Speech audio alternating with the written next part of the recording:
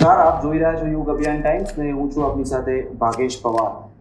Police એક એવું department કે જે દિવસ રાત જોયા વગર આપણી સેવા માટે હંમેશા તત્પર હોય છે. થોડા દિવસ અગાઉ જ મકરપુરામાં એક અપહરણની ઘટના બની હતી અને અપહરણના જે આરોપી હતા તેમને ફક્ત 48 કલાકમાં જ પોલીસે ધરપકડ કરી હતી. અને આવા ઘણા બધા કેસીસ ઓછા સમયમાં સોલ્વ કરનાર એક પોલીસ અધિકારી સાથે આજે આપણે વાતચીત કરીશું. તેવામાં આજના વિશિષ્ટ કાર્યક્રમમાં આપણી સાથે ઉપસ્થિત છે આઈપીએસ ડોક્ટર લીના પાટીલ. મેડમ, ખૂબ ખૂબ સ્વાગત છે આપનું યુગ અભિયાન ટાઈમ્સના વિશિષ્ટ કાર્યક્રમમાં. વાતચીતની શરૂઆત કરીએ તો એવું બનતું હોય છે કે જે ક્રિકેટરનો પુત્ર ક્રિકેટર બને, ફિલ્મ સ્ટારનો પુત્ર ફિલ્મ સ્ટાર બને, એક આર્મીમાં કોઈ વ્યક્તિ હોય તો એના પણ પુત્ર કે પુત્રી આર્મીમાં જતા હોય છે. તો એક તમે આઈપીએસ અધિકારી છો, એવું કંઈક તમારી ફેમિલીમાં હતું કે કોઈ પબ્લિક સર્વિસીસમાં હતું? મારા ફાધર અને મધર બંને સરકારી નોકરીમાં છે, પરંતુ તે એક મેડિકલ લેવલે નોકરી કરેલી છે અને હવે બંને રિટાયર છે, પરંતુ પોલીસ બેકગ્રાઉન્ડ અમારા ઘરમાં હતું નહીં. ઓકે. અને ઘણા બધા વ્યુઅર્સ જાણવા માંગતા હોય છે મેડમ કે તમારો જન્મ ક્યાં થયો હતો, સ્કૂલિંગ કેવી રીતે કર્યું હતું તમે? હું મૂળ ગાંધીનગરની છું. મારા મમ્મી અને પપ્પા બંને સચિવાલયમાં જોબ કરતા હતા અને મારી જે સ્કૂલિંગ છે ત્યાં ગાંધીનગરમાં સ્વામિનારાયણ ગુરુકુળ છે, ત્યાં થયેલું છે. થ્રુઆઉટ ફર્સ્ટ ક્લાસમાં હું સરકારી સ્કૂલમાં ભણતી હતી અને ત્યારબાદ સ્વામિનારાયણ ગુરુકુળ જે 22 સેક્ટરમાં આવેલી છે ત્યાં મારું સ્કૂલિંગ થયેલું છે 12th સુધીનું.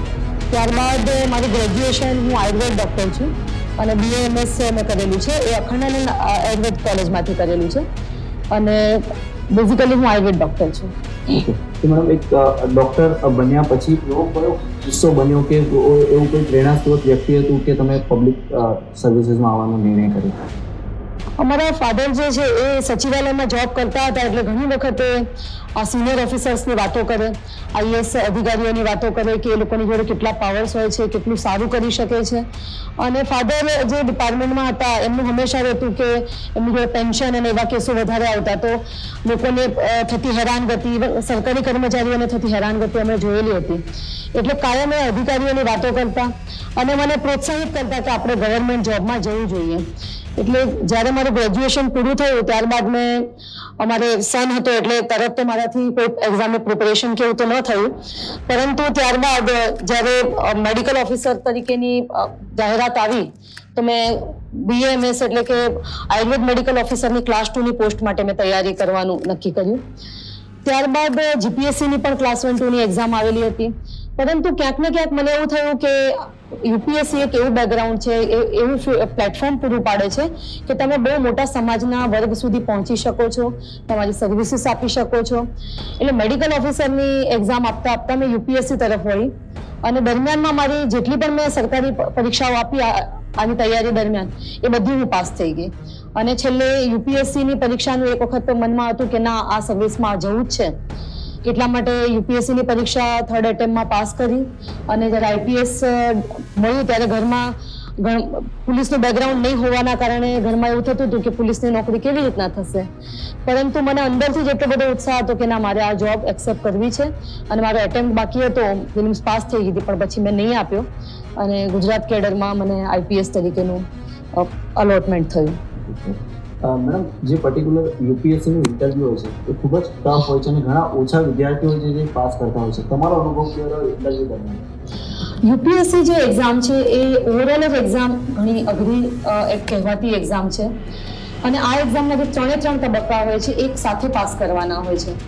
જેમ કે એક એટેમ્પમાં તમે પ્રિલિમ્સ પાસ કરી, ત્યારબાદ મેઇન્સની એક્ઝામ થયા પછી પર્સનલ ઇન્ટરવ્યૂ આવે છે અને જો એક પણ એક્ઝામમાં આપણે ફેલ થઈએ છીએ તો ફરીથી આખી એક્ઝામ આપવી પડતી હોય છે, જેમાં પ્રિલિમ્સમાં મોર દેન 10 lakhs બાળકો અપિયર થતા હોય છે. ત્યારબાદ અને એ સૌથી મોટું જે એક લેયર છે કે જેમાંથી પાર થઈને પછી મેઇન્સ આપવાની હોય છે. મેઇન્સનું જે છે એ ઘણા બધા સબ્જેક્ટ સાથે ડીલ કરીને મેઇન્સની એક્ઝામ આપતા હોઈએ છીએ અને મેઇન્સમાં સિલેક્શન થયા પછી ઇન્ટરવ્યૂ, જે પર્સનલ ઇન્ટરવ્યૂ માટે અમારે દિલ્હી જવાનું હોય છે અને જે દિવસે ઇન્ટરવ્યૂ હોય એ દિવસે સવારે જ ત્યાં ગયા પછી આપણને ખબર પડે કે કયા બોર્ડમાં આપણું ઇન્ટરવ્યૂ લેવાવાનું છે.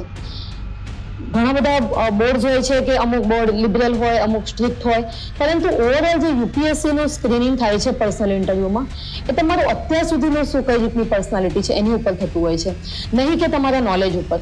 કારણ કે નોલેજ તો તમારું પ્રિલિમ્સમાં અને મેઇન્સમાં ઓલરેડી ચેક થઈ જ ગયેલું છે. પણ મેઇન્સની એક્ઝામ આપ્યા પછી ઇન્ટરવ્યુનું લેવાનું કારણ એ છે કે તમે કેવા માણસ તરીકે કેવા છો, તમારા વેલ્યુઝ શું છે, વર્ચ્યુઝ શું છે, તમે શું કઈ રીતના તમારું ઘડતર થયેલું છે. તો આ બધી વસ્તુઓ પર્સનલ ઇન્ટરવ્યુમાં એ લોકો પૂછતા હોય છે. અને એના માટે આખી જે પેનલ હોય છે એ અલગ અલગ ફિલ્ડના એક્સપર્ટ્સ હોય છે. એની અંદર એક સાયકોલોજીસ્ટ પણ હોય છે. બોર્ડના જે ચેરમેન હોય છે એ મેઇન આની અંદર રોલ પ્લે કરતા હોય છે. અને યુપીએસસીના ઇન્ટરવ્યુ દરમિયાન આપણા સ્કૂલિંગને વિશે, પછી આપણે જેથી સ્ટેટથી બિલોંગ કરીએ છીએ, જે સિટીમાંથી બિલોંગ કરીએ છીએ, જેમ કે હું આયુર્વેદ ડોક્ટર છું તો આયુર્વેદને લગતા પ્રશ્નો, મારો ઓપ્શનલ સબ્જેક્ટ છે એને લગતા પ્રશ્નો, તો બધા જ પ્રકારના વેરાયટી ઓફ ક્વેશ્ચન્સ પૂછવામાં આવ્યા હતા. જેમાં મોટો પાર્ટ મારો જે આયુર્વેદ બેકગ્રાઉન્ડમાંથી હું આવું છું એને લઈને હતો. અને ખાસ એમનું પૂછવાનો ઉદ્દેશ્ય તો એ જ હતું કે આયુર્વેદને તમે કેવી રીતના એઝ અ સિવિલ સર્વન્ટ એને તમે લઈ જઈ શકશો, તમારી જે સેવાઓ કેવી રીતના તમારા ફિલ્ડનો ઉપયોગ કરીને આપી શકશો. અને બાકીના જે પાર્ટ હતો એ મારા જ્યોગ્રાફી રિલેટેડ હતો, મારો જે ઓપ્શનલ સબ્જેક્ટ હતો એને લઈને. તો મારો ઇન્ટરવ્યુ એવરેજ રહ્યો હતો અને માર્ક્સ પણ મને સારા મળ્યા હતા. તો કોઈ ટ્રિકી ક્વેશ્ચન કે એક ડિફિકલ્ટ ક્વેશ્ચન આવ્યો તો તમારા ઇન્ટરવ્યુ દરમિયાન? એક ક્વેશ્ચન એવો પૂછ્યો હતો કે તમે આયુર્વેદને છે, મેં જે તમને કીધું કે જનરલ એડમિનિસ્ટ્રેશનમાં તમે કેવી રીતના એને ઇન્વોલ્વ કરશો. તો આયુર્વેદ એક એવું શાસ્ત્ર છે કે જે બધાને સાથે લઈને ચાલે છે. એના જે મૂલ્યો છે એ બધાને સાથે લઈને ચાલે છે. તમારે એની જે કોઈ પણ વ્યક્તિ હોય તેને આયુર્વેદ દવા આપતા પહેલા એના 10 તત્વો હોય છે એને ઓળખવાના હોય છે. તો પ્રોપર એનાલિસિસ પછી તમે કોઈને ટ્રીટમેન્ટ આપો છો. તો સિવિલ સર્વિસીસમાં પણ તમે વ્યક્તિની ક્ષમતા, એ સરકારના પાસા શું છે એ બધાનું ઓવરઓલ એસેસમેન્ટ કર્યા પછી તમે એડમિનિસ્ટ્રેશન કરીશું એવો જવાબ આપ્યો હતો. અને board was quietly happy with me. અને ત્યારબાદ જે ટ્રેનિંગનો પ્રોસેસ હોય છે મેડમ, તો એનો અનુભવ કેવી રીતે રહ્યો? મારું જે પહેલું અમારું ટ્રેનિંગ જે થાય છે એ મસૂરી લબાસના કહે છે, લાલ બહાદુર શાસ્ત્રી પબ્લિક એડમિનિસ્ટ્રેશનને લગતી, જે એની અંદર આઈએએસ, આઈપીએસ અને આઈએફએસ અધિકારીઓનું ત્યાં બેઝિક ટ્રેનિંગ થતી હોય છે, જેને ફાઉન્ડેશન કોર્સ કહેવામાં આવે છે. અને ફાઉન્ડેશન કોર્સ 100 ડેઝનો હોય છે. અને સપ્ટેમ્બર, ઓક્ટોબર, નવેમ્બર અને ડિસેમ્બરના ફર્સ્ટ વીકમાં એ પૂરો થાય. ત્યારબાદ અમારું જે મેઇન ટ્રેનિંગ છે પોલીસને લગતી એ એસવીપીએનપીએ, એટલે કે Hyderabad Sardar Vallabhbhai Patel national police academy છે, ત્યાં 11 મહિનાની અમારી ટ્રેનિંગ થાય છે.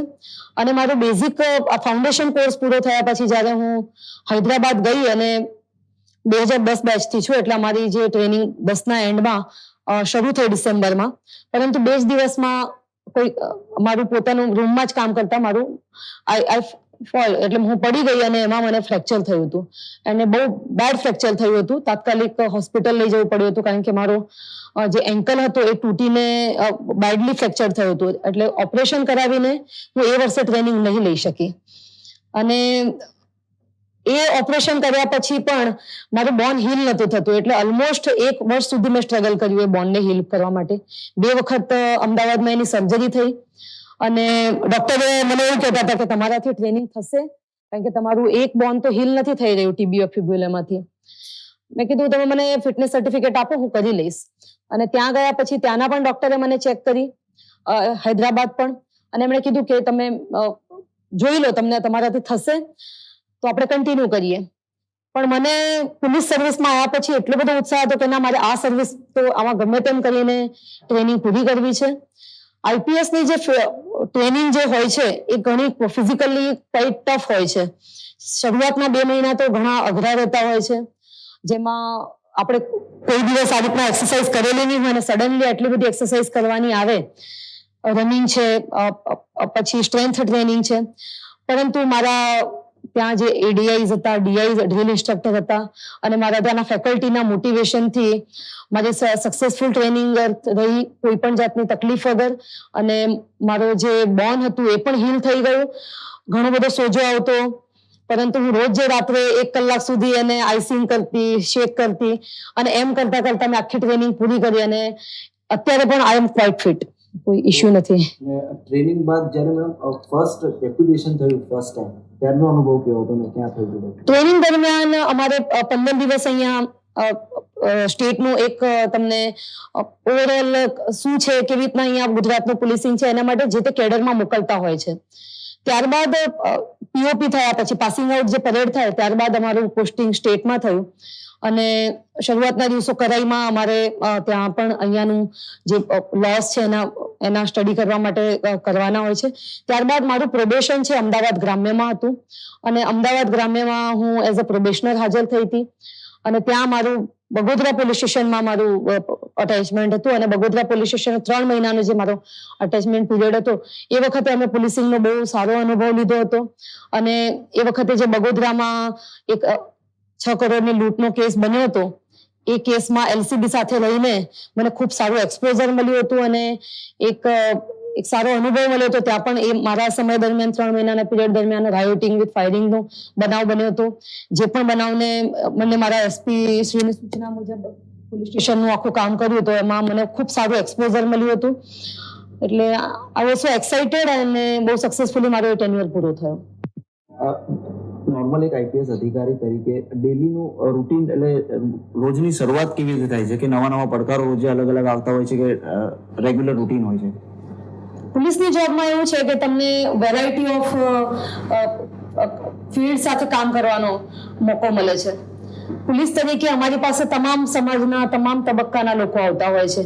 એ સાવ પુઅર પણ હોય છે, લોઅર મિડલ ક્લાસ હોય, મિડલ ક્લાસ હોય, એકદમ રીચ ક્લાસમાંથી પણ લોકો આવતા હોય છે. વેરાયટી ઓફ ફિલ્ડમાંથી આવતા હોય છે. કોઈ શિક્ષક હોય જેની સાથે ફ્રોડ કેવું થયેલું હોય, કોઈ એકદમ સામાન્ય મજદૂર વર્ગ પણ હોય કે જેની સાથે કોઈની સાથે મારામારી થયેલી હોય અને એને ન્યાય ન મળ્યો હોય. તો આવા અલગ અલગ પ્રકારના પબ્લિક સાથે અમે ડીલ કરતા હોઈએ છીએ અને એ તમામ જે વ્યક્તિ છે એની જરૂરિયાત પ્રમાણે એને કઈ રીતના અમે હેલ્પ કરી શકીએ એ રીતના હેલ્પ કરવાનો ટ્રાય કરતા હોય. એટલે કોઈ હેક્ટિક હોય છે but at the same time સાંજે તમે જ્યારે ઘરે જાઓ તો રાત્રે તમે ઘરે જાઓ ત્યારે એક સંતોષ હોય છે કે આજે કોઈને આપણે હેલ્પ કરી શક્યા છીએ. કેમ કે પોલીસ જોડે અને ડોક્ટર જોડે કોઈ જવા નથી માંગતું જ્યાં સુધી જરૂર ન પડે. તો અમારી જોડે એવા લોકો આવતા હોય છે જેને ખરેખર અમારી જરૂર હોય અને અમે ટ્રાય કરીએ છીએ કે અમે એને સંતોષ થાય ત્યાં સુધી મદદ કરી શકીએ. અને બીજો એક પ્રશ્ન એવો છે કે એક જ્યારે તમે તમારા બાળકો સાથે બહાર જતા હોય ઓફ ડ્યુટી હોય કે કોઈ મોલમાં ગયા ફરવા કે કોઈ પિકનિકમાં ગયા ત્યારે લોકો કદાચ તમને જે ઓળખતા હોય કે જોયા હોય કે એમને તો ત્યારે કેવો અનુભવ થતો હોય છે? લોકો મળતા હોય તમને ત્યારે? આમ સિટીમાં હોઈએ ત્યારે મોટું સિટી હોય એટલે આવું ન થાય, પરંતુ જ્યારે હું ગોધરા હતી કે હું ભરૂચ હતી એઝ અ એસપી તરીકે તો સતત ફિલ્ડમાં રહીએ એટલે લોકો આપણને ઓળખતા થઈ જાય. એટલે સિવિલ ડ્રેસમાં પણ જાઓ તો પણ લોકો ઓળખે અને જ્યારે આપણા બાળકો સાથે જઈએ તો એ લોકો ઓળખે. તો પિક પડાવવા બાળકો જે હોય એ લોકોને પોલીસનું આમ પણ બહુ ક્રેઝ હોય એટલે ફોટો પડાવવા આવે. મૂવીમાં જાઓ એટલે એમને થોડું આમ એવું લાગે કે તમે એસપી છો અને ફરો છો તો અમારી પણ પોતાની ફેમિલી હોય એટલે અમે પણ સોશિયલ થતા હોઈએ અને ત્યારે એની સાથે બહુ ફ્રેન્ડલી વાત કરીએ તો એમની પણ એક જે પોલીસની ઇમેજ હોય છે કે એક ટફ તરીકેની કે એક નેગેટિવ ઇમેજ હોય તો એને ઇરેઝ કરવામાં પણ અમને મદદ મળે છે કે ભાઈ અમે પણ તમારા જેવા જ સોસાયટીમાંથી જ આવતા લોકો છીએ, અમે પણ અમારી ફેમિલી સાથે રહીએ છીએ એટલે તમારા પ્રોબ્લેમ્સને અમે બહુ સારી રીતના સમજી શકીએ છીએ. તો બાળકો જ્યારે ખાસ મળે, યંગ ટીનેજર્સ ગર્લ્સ મળે તો બહુ એક્સાઇટેડ હોય અને એઝ અ લેડી ઓફિસર તરીકે જુએ ત્યારે એમને એક મોટિવેશન મળે કે મેડમ અમારા એસપી છે તો અમે એમની સાથે ફોટો પડાવીએ કે એમની સાથે વાત કરીએ, હાથ મલાવીએ તો એમાંથી અમને પણ આનંદ મળતો હોય છે. અને મેડમ આજકાલના જે અપરાધોની આપણે વાત કરીએ તો એઝ અ પોલીસ અધિકારી તમારી પાસે કેવા કેવા પ્રકારના અપરાધો આવતા હોય છે અને સૌથી વધારે એવા કયા ગુના નોંધાતા હોય છે પોલીસ ચોકમાં? મારો જે એક્સપિરિયન્સ રહ્યો છે અર્બન પોલીસિંગનો અને રૂરલ પોલીસિંગનો એ ઓલમોસ્ટ સેમ જ રહ્યો છે. હું અહીંયા વડોદરામાં પણ પહેલાં 3 વર્ષ એઝ અ ડીસીપી રહીને ગઈ છું. એ વખતે તો વડોદરા ફક્ત નોર્થ અને સાઉથ 2 જ વિભાગમાં વિભાજિત હતું. ત્યારબાદ મારું સુરતનું પણ 10 મહિનાનો એક્સપિરિયન્સ છે એઝ અ ડીસીપી અને ત્યારબાદ હું એસપી ગોધરા લાંબો સમય હતી. ત્યારબાદ એસપી ભરૂચ તરીકે મેં 1.5 વર્ષ જેટલો સમય આપ્યો. તો આ જે સમયગાળાની અંદર છે કે હું જ્યારે અહીંયા વડોદરા હતી ત્યારનો એક્સપોઝર શરીર સંબંધી ગુના જે થતા હોય છે મારામારીના ને એના, ત્યારબાદ કોઈ એવા કમ્યુનલ રાયટ્સને લગતા ગુના, પછી પ્રોપર્ટી ઓફેન્સીસ, ઘરફોડ ચોરી, આ પ્રકારના જે રૂટીન બનાવો છે એ તો આવતા જ હોય છે. પરંતુ હાલના સમયમાં જે છે એ સૌથી વધારે જો આવી રહ્યા હોય તો ઇકોનોમિક જે ફ્રોડ્સ કહેવામાં આવે છે એનું પ્રમાણ ઘણું વધી ગયું છે. ક્યાંક ને ક્યાંક વિદેશ જવાના જે એક પ્રકારનું મોહ હોય છે, હું તો એમ જ કહીશ, એ પ્રકારના જે બહાર લઈ જવાને લગતા ફ્રોડ્સ, બેંકની લોન લેવાને લઈને, કારણ કે ઘણા લાઈફસ્ટાઈલ હવે એવી થઈ ગઈ છે કે ખર્ચા વધારે થાય છે, તો લોન લેવાને લઈને ફ્રોડ કે તમને ઇઝીલી લોન અપાવી દઈશું. અને સૌથી મોટું જે અમારા માટે અત્યારે ચેલેન્જ છે સાયબર ક્રાઇમ, એને લઈને અલગ અલગ સાયબર ક્રાઇમ એટલે ફક્ત પૈસાનું ફ્રોડ હોય એવું નથી. સાયબર ક્રાઇમને લઈને પોર્નોગ્રાફી છે, ત્યારબાદ કોઈને એનું બ્લેકમેઇલિંગ થતું હોય છે, ત્યારબાદ દીકરીઓ સાથે એના વિડીયોઝ વાયરલ કરી દેવાને લઈને એનું જે સોસાયટીમાં બદનામી થતી હોય એ પ્રકારના બનાવ. તો વેરાયટી ઓફ જે ક્રાઇમ છે સાયબર ક્રાઇમ એ પણ અત્યારે અમારી સામે આવી રહ્યું છે. અને એમાં આ જે મેં કીધા છેલ્લા 2 મુદ્દા કે લોન લેવાના બહાને છેતરપિંડી, વિદેશ જવાના બહાને છેતરપિંડી, સસ્તામાં ઘર અપાવી દેવાના બહાને છેતરપિંડી, સરકારની યોજનાઓનો ખોટી રીતના લાભ અપાવી દઈશું એવી છેતરપિંડીનું પ્રમાણ ખૂબ વધારે છે. તો મેડમ, આ ઓનલાઈન છેતરપિંડીનો જે હમણાં કારસો ચાલી રહ્યો છે એમાં દર્શકોને એક મેસેજ આપશો કે કેવી રીતે તેમને સાવચેત રહેવાની જરૂર છે? ખાસ તો જે આપણે અત્યારે જોઈ રહ્યા છીએ આ પ્રકારના ક્રાઇમ્સ, એમાં આપણને જે મતલબ જે ગ્રાહક હોય કે જે વિક્ટીમ છે એણે ધ્યાન રાખવાની જરૂર તો ખાસ એટલી જ છે કે કોઈ એવી જગ્યાએ ન ફસાવવું જોઈએ કે જ્યાં તમને ઓનલાઈન બધી વસ્તુઓ ઇઝીલી અવેલેબલ કરી દેવામાં આવે છે. જ્યારે તમને કોઈ લિંક આવે છે અને તમે એ લિંકને વેરીફાઈ કર્યા સિવાય એની ઉપર ક્લિક કરો છો, તમારો યુઝર આઈડી, પાસવર્ડ, બેંકની બધી ડિટેલ્સ આપી દો છો, અને એ જે પેજીસ હોય છે એ ઓલમોસ્ટ સેમ ટુ સેમ ટાઈપના પેજીસ હોય. SBIનું હોય તો એનું જે મેઇન પેજ હોય એ જ ટાઈપનું એનું પેજ હોય, એટલે એનામાં લોકો ભોગ બની જતા હોય છે. તમારા ક્રેડિટ કાર્ડની ને એની ખોટી લોનો અપાવવાના બહાને પિન લઈ લેતા હોય છે. તો આ પ્રકારનો જે બનાવ છે એમાં બેંક ક્યારેય પણ આ રીતના સીધા ફોનથી આપણી સાથે ડીલ કરતી નથી. અને જે પણ કામ કરીએ એમાં ક્રોસ વેરીફાઈ કરીએ, કોઈની સલાહ લઈએ, અને કોઈ પણ જગ્યાએ જે ઇઝીલી મળે છે ને એનાથી દૂર રહીએ. આપણા જે સોર્સિસ છે, જે ઓથેન્ટિક સોર્સિસ છે એનો ઉપયોગ કરીને એને વેરીફાઈ કરવાનો ટ્રાય કરીએ, અને ત્યારબાદ જ એમાં આગળ વધીએ. અને ક્યારેય પણ પોતાની પર્સનલ ડિટેલ્સ એ શેર ના કરીએ. અને પર્સનલ ડિટેલ્સના જે પાસવર્ડ બનાવીએ છીએ, અને એ પણ એક બહુ મોટો ગંભીર મુદ્દો છે કે એવા કોઈ બર્થ ડેટને લગતા કે એવા પાસવર્ડ રાખીને આપણે કરીએ તો કોઈ નોન પર્સન હોય ને એને ખબર હોય ને આપણે બર્થ ડેટ રાખેલી હોય તો એ પ્રકારના પણ ફ્રોડ થઈ જતા હોય. એટલે સાયબર ક્રાઇમ એવું ક્રાઇમ છે કે આપણને સામેવાળાનો ફેસ ખબર નથી, કોની સાથે આપણે ડીલ કરી રહ્યા છે ખબર નથી. તો એવા સમયે આપણે જેટલી સાવચેતી રાખી શકીએ એ જ એનો મેઇન તો રેમેડી છે. મેડમ, તમારા આ જે કરિયર છે 14 થી 15 વર્ષનું કરિયર IPS તરીકે, કોઈક એવો કિસ્સો, કોઈ એવો કેસ જેમાં તમારે બહુ જ જ્ઞાન કસવું પડ્યું કે બહુ મહેનત કરવી પડી, એવો કોઈ ડિફિકલ્ટ કેસ કે મોટો કેસ તમને યાદ હોય? અમે લોકોએ હમણાં આવા તો ઘણા બધા કિસ્સા બનતા હોય છે, કારણ કે પ્રોપર્ટી ઓફેન્સીસ હોય તો એ મોટા ભાગે ખબર જ ન હોય અને પછી બનાવ બનતા હોય. તો એક તો જો હું પ્રોપર્ટી ઓફેન્સની વાત કરું તો હમણાં ભરૂચમાં છેલ્લે લૂંટ થઈ હતી. ઇન્ટિરિયર રસ્તા પરથી, નબીપુર જે પોલીસ સ્ટેશન છે એના ઇન્ટિરિયર રસ્તા પરથી સોનીને 2 કિલો જેટલા સોના સાથે લૂંટી લેવામાં આવ્યો હતો. અને એ જે બનાવ બન્યો એમાં અમને લગભગ 24 કલાકમાં સફળતા મળી ગઈ હતી. અને ટોટલ મુદ્દામાલ સાથે અમે લોકોએ અમદાવાદ ક્રાઇમ બ્રાન્ચ, અહીંયા વડોદરા ગ્રામ્ય પોલીસ, એની હેલ્પથી આખો બનાવ શોધી કાઢવામાં આવેલો હતો. અને એની જે મતલબ એક સારું પાસું શું કહી શકાય કે તાત્કાલિક બધી ટીમો એક્ટિવેટ થઈ ગઈ. અમે લોકો ટેકનોલોજીનો ખૂબ સારો ઉપયોગ અમે કર્યો હતો એ વખતે, કે ગૂગલ મેપ ઉપર કે અહીંયા આ વ્યક્તિનું થયું છે તો કયા કયા રસ્તેથી આરોપીઓ ભાગી શકે, કઈ કઈ જગ્યાએથી અમને ફૂટેજ મળી શકે, પોસિબલ વેઝ કયા છે. તો અમે ભરૂચની પણ ટીમને એક્ટિવેટ કરી, એક તરફ અંકલેશ્વરની ટીમને એક્ટિવેટ કરી, at the same time Vadodara ગ્રામ્ય કે જે ભરૂચ સાથે એડજોઇનિંગ ડિસ્ટ્રિક્ટ છે, નર્મદા છે, ત્યાંની LCB સાથે, લોકલ ક્રાઇમ બ્રાન્ચ સાથે કોન્ટેક્ટમાં રહીને જે પોસિબલ વેઝ હતા એ બધાને નાકાબંધી કરી. અને નાકાબંધીમાં અમને 2 આરોપીઓ પકડાઈ ગયા અને એની પાસેથી અમુક સોનું રિકવર કર્યું. અને પછીના જે આરોપીઓ હતા એની બધી ડિટેલ્સ અમે મેળવી, એના આધારે આખો કેસ વિધિન 24 અવર્સમાં અમે ડિટેક્ટ કર્યો હતો. અને અમદાવાદથી જે બીજા આરોપીઓ પકડાયા એમાંનો જે મેઇન આરોપી હતો એ મુંબઈનો હતો અને પુણેમાં એના આ પ્રકારના ગુનાઓમાં સંડોવાયેલો હતો અને વોન્ટેડ હતો. અને એ લોકોનું અહીંયાથી ક્રાઇમ કરીને સીધું હૈદરાબાદમાં એ લોકોએ રેકી કરી રાખી હતી, એમાં કરવાનું પ્લાનિંગ હતું. તો આ રીતના જે આમ એક કહી શકાય કે ખૂબ જ ઓછા સમયમાં અમે આરોપી પકડી શક્યા. એ જ પ્રમાણે અંકલેશ્વરનો જે લૂંટ વિથ ફાયરિંગનો યુનિયન બેંકનો જે રોબરીનો કેસ હતો એમાં પણ અમારા પીઆઈ અને પીએસઆઈઓએ ખૂબ જ બહાદુરી બતાવીને સામે ફાયરિંગ કરેલું હતું. અને એક આરોપીને ત્યાં પકડ્યા પછી એ મૂળ ભાગલપુરના આરોપીઓ હતા. અને પછી ત્યારબાદ અમે ભાગલપુર એસપીનો કોન્ટેક્ટ કરીને ત્યાંના એક પીએસઆઈની હેલ્પથી આ લોકોની બધી વિગતો કઢાવી અને વિગતોના આધારે અમને ટેકનિકલ્સ એનાથી અમે આખી રાત જાગીને અંકલેશ્વરમાંથી જ એ આરોપી, કારણ કે બધી જગ્યાએ નાકાબંધી થયેલી હતી પણ અમારી જે સેન્સ હતી એ એવું કહેતું હતું કે અહીંયા જ એ લોકો બહાર નથી ગયેલા ફૂટેજ જોતા. અને આખી રાત પછી ઓપરેશન કરીને અમે બધા આરોપીઓ પકડી લીધા હતા અને 44 લાખની લૂંટ થઈ હતી, એમાંથી 40 લાખ રિકવર કર્યા હતા. મેડમ, તમારા કરિયર દરમિયાન તમે ઘણા કમ્યુનિટી જે રાઇટ્સ થતા હોય છે, તોફાનો થતા હોય છે, તેમને પણ તમે ફેસ કર્યા છે. કોઈક એવો અનુભવ જ્યાં મારી પાસે જે માહિતી પ્રાપ્ત થઈ હતી કંઈક તમારા પણ એક એટેક થયો હતો ઘણા સમય પહેલા, ત્યારે મેડમ કેવું ફીલ થયું હતું કે એઝ અ તમે ફિલ્ડ પર છો ને આ પ્રકારે અટેક પોલીસ પર થાય?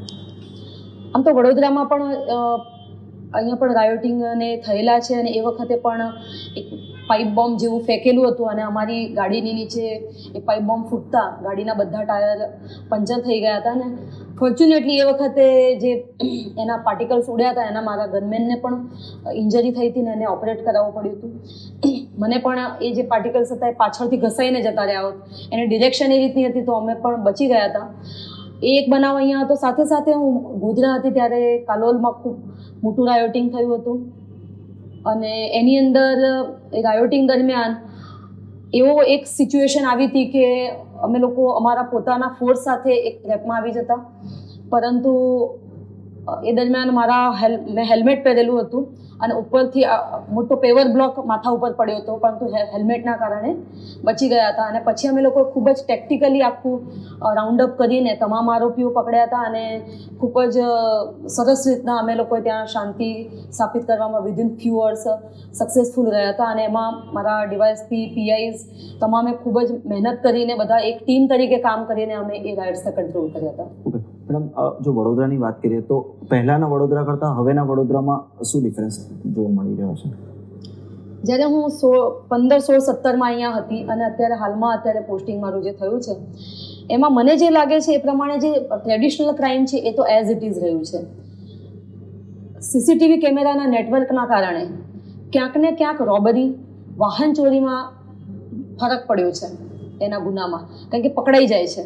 અને આ જે સીસીટીવીનું નેટવર્ક છે એના કારણે અમને આરોપીની લિંક જલ્દીથી મળી જાય છે, એટલે એ પ્રકારનું જે ડિટેક્શનનું પ્રમાણ છે એ ફાસ્ટ થઈ ગયું છે. પણ સાથે સાથે આ જે સાયબર ક્રાઇમ જે છે એ સૌથી મોટું ચેલેન્જ છે.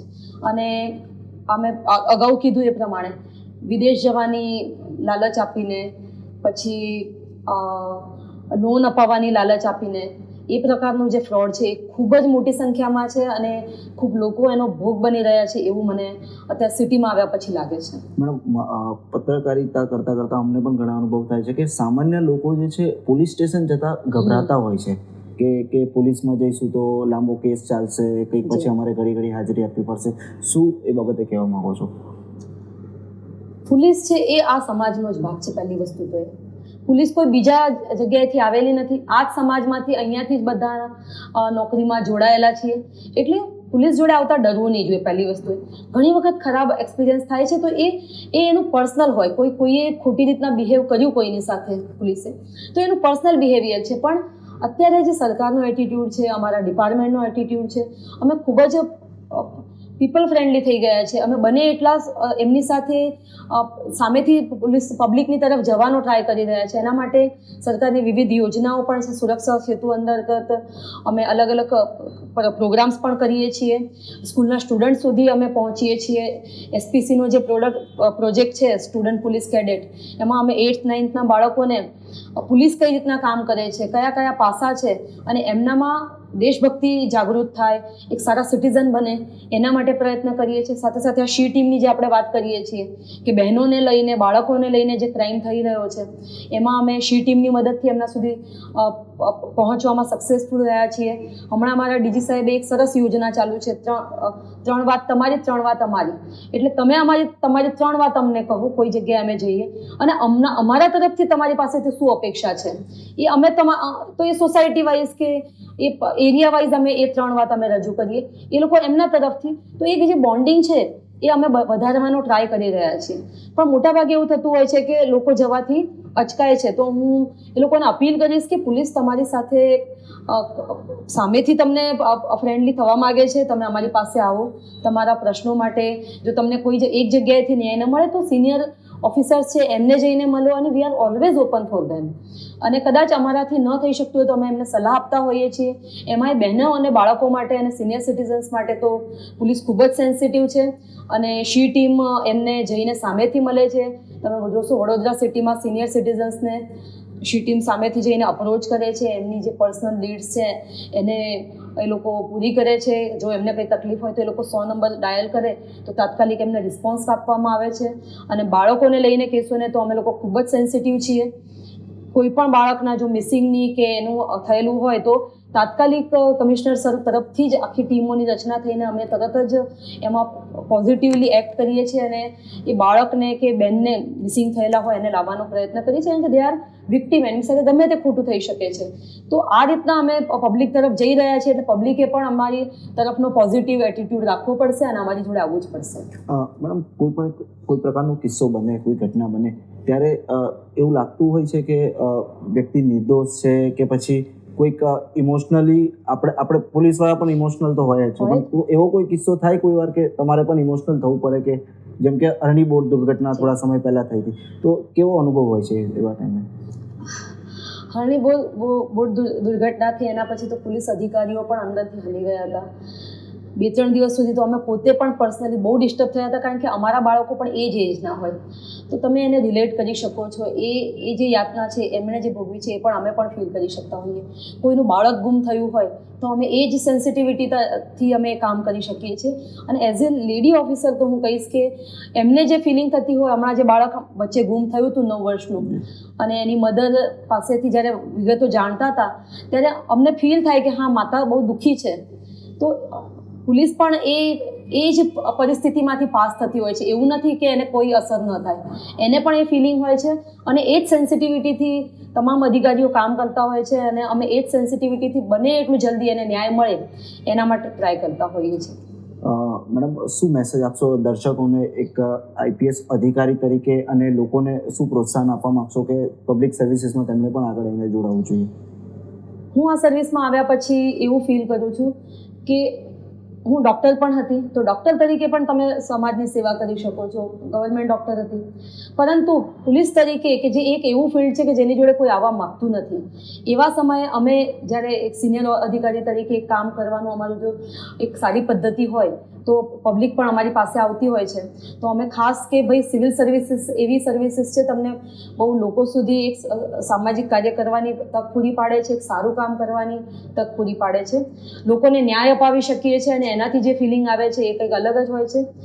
બાળકોને હું ખાસ કહીશ કે આપણે આ પ્રકારની જે એક્ઝામ્સ છે જે પબ્લિકને હેલ્પફુલ થઈ શકે એવી પબ્લિક સર્વિસ માટે ટ્રાય કરીએ, મહેનત કરીએ. કંઈ પણ જરૂર હોય ગાઈડન્સની તો વી આર ઓલવેઝ ધેર. અને પોલીસ તરીકે હું ખાસ કહેવા માગીશ કે જેને પણ અમારી જરૂર હોય એ તમે અમારી પાસે આવો. અમે તમને ખૂબ જ પોઝિટિવલી અમારા તરફથી બનતો તમામ પ્રયત્ન કરીને ન્યાય અપાવવાની કોશિશ કરીશું, અને પોલીસની જે ઇમેજ છે એને સુધારવામાં અમે એક નિમિત્ત થઈ શકીએ એવી અપેક્ષા રાખીએ છીએ. સાથે સાથે લોકો પણ પોતાની કોઈ પણ જાતની લાલચમાં, ઠગાઈમાં ન આવી જાય એના માટે કોઈ ડિટેલ્સ શેર ના કરે, સાવચેત રહે, કારણ કે સાવચેતી એ જ આપણું શસ્ત્ર છે. સાથે સાથે કોઈ એવો બનાવ બને કે જેમાં તમારે અમારી પાસે કોઈ બહેન સાથે એવું કંઈ ખોટું કૃત્ય થયું હોય અને એ લોકો જાતે ન આવી શકતા હોય તો પણ તમે અમને આવીને ઇન્ફોર્મેશન આપશો તો અમે શું મોટો લઈને સામેથી જઈને એ વિક્ટીમનો સંપર્ક કરીશું અને એને બને એટલી હેલ્પ કરવાની ટ્રાય કરીશું. તો આપણે સાંભળ્યા આઈપીએસ અધિકારી ડૉક્ટર લીના પાટીલ મેડમને કે તેમણે પોતાનો જે અનુભવ હતો આઈપીએસ અધિકારી તરીકેનો તે તેમણે આપણી સાથે શેર કર્યો. યુગ અભિયાન ટાઈમ્સનું પરિવાર જે છે પોલીસ અધિકારીઓને વંદન કરે છે અને પોલીસ હંમેશા 24 કલાક દિવસ રાત જોયા વગર જે છે આપણી સેવા માટે તત્પર હોય છે. તેમાં ખૂબ ખૂબ ધન્યવાદ આપનો મેડમ, આપે આપણો કિંમતી સમય આપ્યો તે બદલ. Thank you.